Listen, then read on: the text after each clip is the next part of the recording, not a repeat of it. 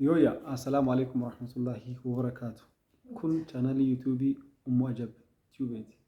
Hayyee obboleeyyan koo kan dhiyoof kan fagoo kan biyya keessaaf kan biyya alaa bakka jirtanitti nageenyi rabbii isin haa qaqqabu isiniin jedha.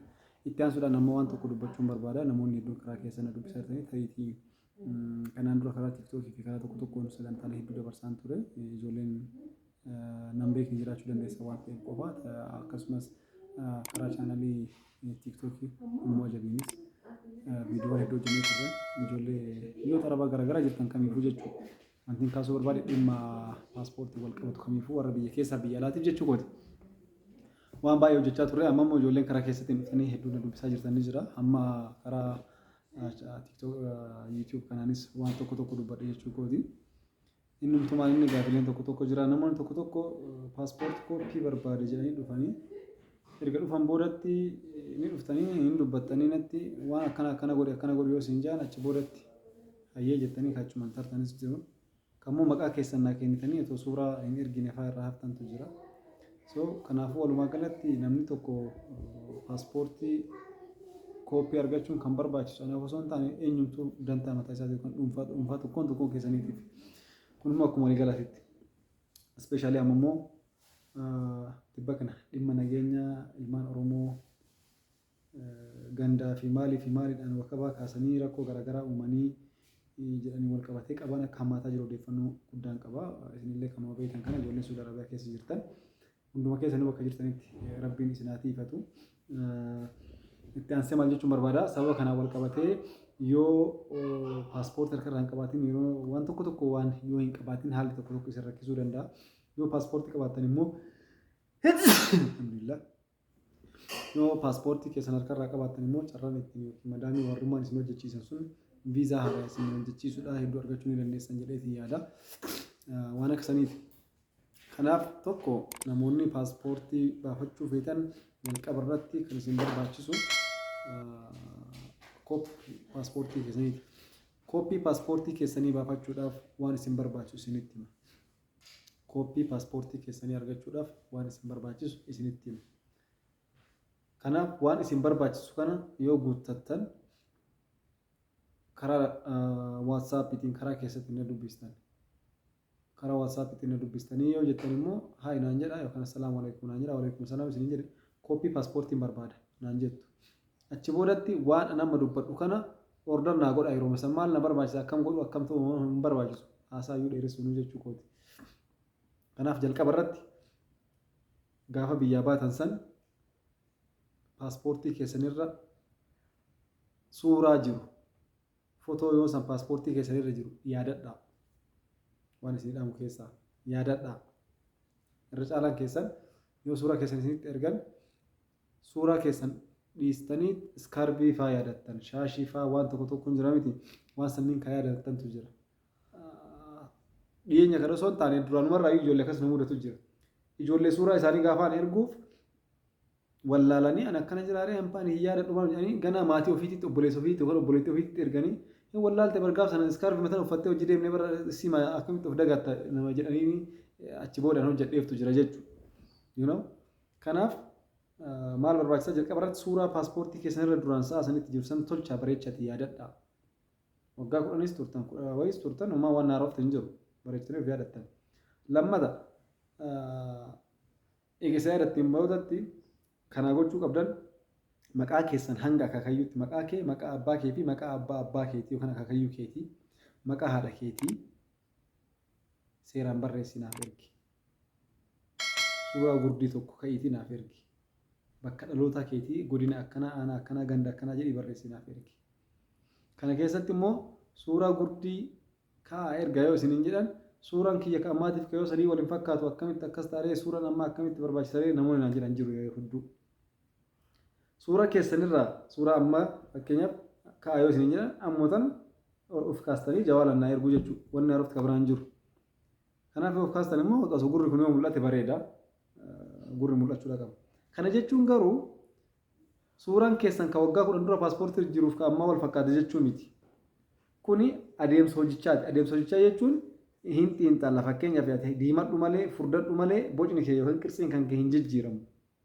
Siigalee kanaaf suuraa sarchi godhamee gaafa fakkeenyaaf namni tokko namni maqaan isaa Nasruu Muhammad Abdallah yookaan Nasruu Muhammad Ebaluu jedhamu tokko anuma yoo ta'e gaafa sarchi godhamu namni maqaan isaa Nasruu Muhammad ta'e hanga kakayyuutitti anaan wal fakkaatu namni 50 namni 100 namni 1000 jiraachuu danda'a siisteemarra jechuudha. Nama 1000 karaa adda baafatuuf jecha suuraa keessan isin gaafadha fakkeenyaaf namni sun yoo namni hojjetu sun namni koopii na hojjetaa jiru sun wanni suuraa kiyya na gaafatuuf ana guma fedhe amma biyya biraa jiraadhee diimadhee furdadhee illee itti haa dhufu. Haga fedhee furdadhu illee bocni kiyya akkanumatti jira addaan bal'adha yoo ta'e malee jechuudha. Kanaaf namni maqaa anaan wal fakkaatu qabu namni 1000 miti namni 10,000 jiraachuu danda'a. Kanaaf jecha suuraa kiyyaa fi suuraa namoota achi keessa jiranii isa wal bira ilaalee keessaa daddafee faayilii keenya arguuf jecha kan suuraan kun gaafatamu jechuudha. Akkasitti hojjetu isin irra jiraata. Kanaaf suuraa keessa yoo isiniin jedhan wanni isin cinqu hin jiru. Akkuma jirtanii bakkuma jirtan teettanii suuraa keessan gurdii gootanii of kaastanii erguudha. Bakka dhalootaa keessanii kan yeroo san paaspoortii irratti galmaa'e. Fakkeenyaaf godina Arsii yoo fudhanne Arsii lixaa yoo fudhanne Arsii lixaa eessa isin Arsii lixaa Shaashamannee eessa bakka akkanaa bakka akkanaa. Kanaaf tokko godinuma Arsii ta'uu naa gala. Lammata ganda keessa qofa yoonatti hin ta'an sisteemarratti akkamitti akka galmaa'u waan beekuuf rakkoo hin qabu. Gara Arsii Baharoo jirtan eessa isin Arsii gara Asallaatiin Arsii eessa Roobee ta'aa Diksiisiin ta'aa Boqojjii Leemuuf Bilbiloo ta'aa Shirkaan ta'aa eessayyuu haa ta'u Saguree bakka fedhayyuu haa ta'u isin Arsii ta'uu keessan qofa yoona himtan aanaa irratti yoona dabaltan an daddafee akka sisteemarratti naa dhufa waan ta'eef nin beekaa jechuu kooti. Kanaaf maal gochuu qabdanii namni tokko namni kooppii paaspoortii barbaadu maqaa isaa hanga akaakayyuutti maqaa haadha isaa suuraa gurdii tokkoo fi bakka dhaloota isaa naaf barreessuu qaba. Sana alatti wanni biraa wanni barbaachisu hin jiru. Guyyaa tokko hanga guyyaa 3 keessatti inshaallah kooppii keessatti ni argama jedheetii yaada. Maal jennaan hanga siisteemarraa hin badeenitti yookaan hanga faayiliin keessan kaansel hin ta'initti wanni argamuu dhabuuf tokkochuu hin jiru inshaallah ni soqama jechuudha. Inni lammataa namoonni na hojjechiistanii faayilii keessan isin argamu immoo hamma danda'amaa ta'etti suuraa keessan akkuma fakkeenyaaf amma ijoollee waggaa 10 fa'aa turanii torbaan tokko 11 fa'aa turee suuraan isaanii argamuuftu jira faayilii isaanii baay'ee gammadan ni gammadanii garuu birrii hin galchan ijoollee hedduutu jira wallaahi amma takaayitiin ni yaadadha ji'a tokko dura moo akkas ji'a lamaaf deemna Suudi Arabiyaa marra dubbiste nama wayitu kooppii hojjedheefiit mucaan sun hedduu gammadee kooppii hojjedheef san profaayilii rakaatinatti fakkaata Suudi Arabiyaa keessatti achi isa dubbiste inni immoo gara keetti lakkoofsa kennee fi ergee na dubbiste hayyeeni godina isii malee godinni keenya godinni kiyya sallaanaan jette aanaan kee hojjennaan aanaa wayii maqaanatti dhuftamu dubbachuun nan barbaachisu hayyee jedheeni kalaasan immoo akkaataa siisteemarra akkamitti akka galma waan beekuuf jecha hin soqee hin argameef dhugumatti gammadde eefanne maashaallah guyyaa lammataatti akkamitti argeef maashaallah suuraan kiyya manaan jette birri galcheeni ani waan hagarumatti argamu waan hin seeneef birriin qopheeffanne haga ji'a kiyya guuttadhu naan jette ni yaadadha gaafsan ganaa guyyaa 13 jira jiini seenee akka faranjoota lakkaanitti guyyaa 17 na eeggachiiste garuu achuma booda yoo hin dhufne ni hafte jechuudha ni galee nama xaarsuudha mucattiin sun osoo gaafsan birrii san nagalchitee kooppii san hojjedhee fi fudhattee jiraatte I think paaspoortii isii yoo haala salphaan qaata hojjechiifatti wallaahi akkuma gaariitti waan ta'e tokko irra teessii jechuudha kanatti bareecheen beekaan. Kanaaf waan tokko nama yoo hojjechiistan jalqaba kooppii keessan akka isin hojjetamu yoo barbaadan birriin keessan reedii yookaan qophii ta'uu irra jiraata. Biyya alaatti ilaalle hawaala analis taate ergitanii biyya keessa illee namni birrii san akkaawuntii keessatti na dabarsu jiraate birriin keessan qophii ta'uu irra jiraata. Kana jechuun ani jalqaba irratti birrii isin hin gaafadhu. Hin soqamaa suuraa isinii erga jechuudha. Suuraa isinii erga ilaallattan suuraa san daddaftanii ilaaltanii yoo keessan ta'e kiyya jedhaanatti hima yoo keessan hin ta'in kiyyaa miti naan jettan. Na mirkaneessuu qabdanii jechuu isin. Maqaa wal fakkaatan hedduu waan dhufuu danda'uuf immoo suuraa illee walitti dhiyaatu waan dhufuu danda'uuf suuraa 5 6 7 hanga 10 illee isinitti erguu hin danda'a. Kanaaf kuni kiyyaa miti naan jedhuu hin dandeessa akka keessan hin ta'in. Paaspoortii keessan kan isa yoo yaadatan garuu suuraan kun kiyya jettanii na mirkaneessitan. Yeroo suuraan kun kiyya jettanii na mirkaneessitan san birriin keessan qophii ta'utu irra jiraata jechuudha. Sa'a sanirraa kaasee. Kanaaf ana akkuma suuraa san isin na mirkaneessitaniin gara hojii kooppii oriijinaala baasuutti waan deemuuf jecha birriin keessan na ergamuu qabu. Otoo isin birrii keessan naaf hin galchin ani immoo isin hojjechuu waan hin dandeenyeef. Kan akkasitti hubadhaatii birrii keessan galchaa. Lammata osoo birriin keessan qophii hin ta'in nallee hin xaarsina. Eegana xaarsitan booda mootuyyuu duubatti narraa hin harkifatinaan isiniin jedha. Kanumaan isin jechuu barbaada.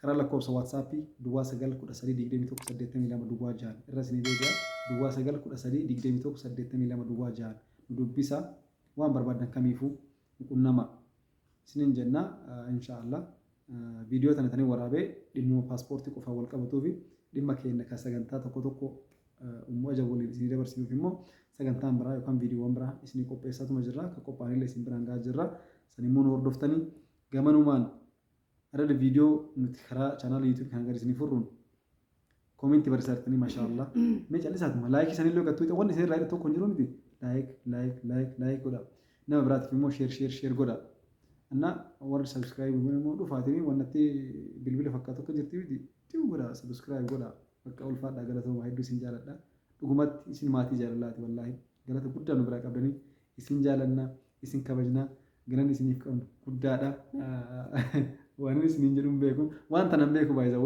አዳ ማና ተቃሊ ከነ በርሲሴ ገፍራኒ ወላሂ ደሚበር ወላሂ ተነ ወላሂ በረከ ባይቱ ቆረከቻን ቱሬ አላ ኩሊ ሃል isin jaalanna isin kabajna rabbi isin haa kabaju rabbi isin haa ulfeessu warra dhimma paaspoortii wal qabatu biyya alaa jirtaniif akkasin dhumate kooppii keessan baafannaa paaspoortii keessan gara imbaasii Itoophiyaa biyya isin jirtanitti argamu Joordaan Dubaay Kuweet Kwaatar eessatti argamu dhaquu hin dandeessan manaa gadi ba'ee dhaquu hin danda'u warroonni jettan immoo kaffaltiin hin dabalee kan mootummaa qofti amma fakkeenya ijoolleen Dubaay jirtan naannoo ji'a tokkootiin duratti ni beeytanii ji'a lamaan duratti I think naannoo Iida Arafaa fa'aa irratti kan jiru wallaahi $250 deemee $350 gale itti fufee $450 gale sunuu hin dhaabate amma $800 galeera kan Suudi Arabiyaa jirtan immoo ummatti imbaasiin kan hojjechaa ni jiru imbaasiidhaaf kallattiidha yoo deemtan riyaala 1633 miila keessaniin deemuu dandeettan karaa onlaayiniitii yoo ta'e immoo $800 koomishinii kiyyaan alatti jechuudha.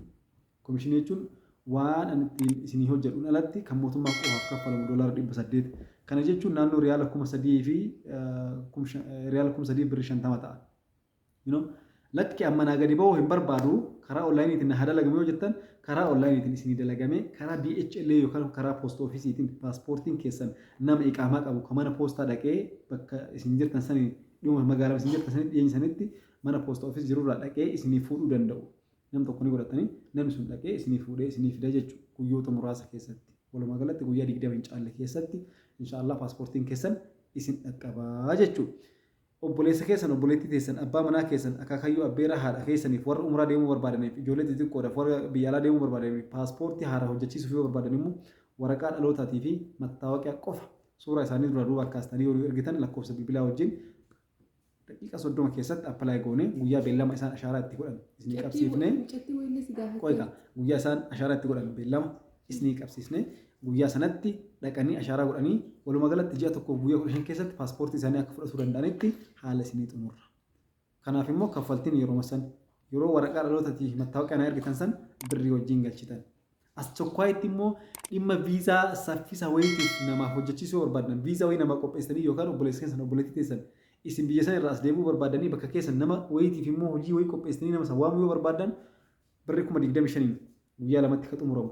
Birrii 20,000 immoo guyyaa 5 keessatti ka xumuramu paaspoortii as tokkoo jechuudha. Ni hojjetama appilaayi isinii godha risiitii darasanii guutuu isinii ergaa birriin kun kan mootummaa qofaaf galii ta'u. Anaaf immoo koomishiniin kiyya addatti naaf kaffalama isa karaa keessatti na dubbistanii immoo waan xiqqishuudha. Waan birrii 1,000 yookaan 2,000 hin caalle jechuudha. Waan ifaajee kiyya. Kanaaf akka gaariitti isinii hojjechiisuu hin dandeenye. Kanneen immoo sirreeffama maqaa barbaadan maqaa sirreeffachuu barbaadan biyya ormaallee hojjetan karaa onlaayitiin sirraa'uu hin danda'amu karaa imbaasiitiin sirraa'uu hin danda'amu. Ijoollee umriin isaanii waggaa 18 gadiitiif namoonni immoo paaspoortii baasuuf barbaadanillee wayil ni danda'ama. Ijoolleen yoo mattaawoqiyaa qabaatiin mattaawoqiyaa haadhaa fi abbaa ofiitiin baafachuu hin dandeessi. Yoo kan mattaawoqiyaa qabaatan ta'ellee akka gaariitti isin keessummeessinee isin hojjechuu hin dandeenya. Walumaa galatti dhimma paaspoortii wal qabatu kamiifuu haarawaa baafachuu, kan bareeffachuu, kooppii baafachuu, kan isin harka jiru haaromsiifachuu yoo barbaadan walumaa galatti waanuma paaspoortii jedhamu waan wal qabatu biyya alaatiif biyya keessaaf illee karaa lakkoofsa waatsaappii duwwaa 9132182 duwwaa 6 haayinuun jedha deebii gahaa qabannee isin dhufneerra isin keessummeessuuf qophiidha. Sagantaa biraati irratti immoo waan haasofnu haasofna dhimma meeshaalee nu ajajattanii ijoolleen nu biraa qabdanii dhimma nama waan tokko sun sagantaa biraati irratti haasofna. Ammatti immoo sagantaa kana dhimma paaspoortii qofan isinitti haasa'uu barbaade. Assalaamu alaikum warahmatullahi wabarakatuh. Nagaan naa bulaa.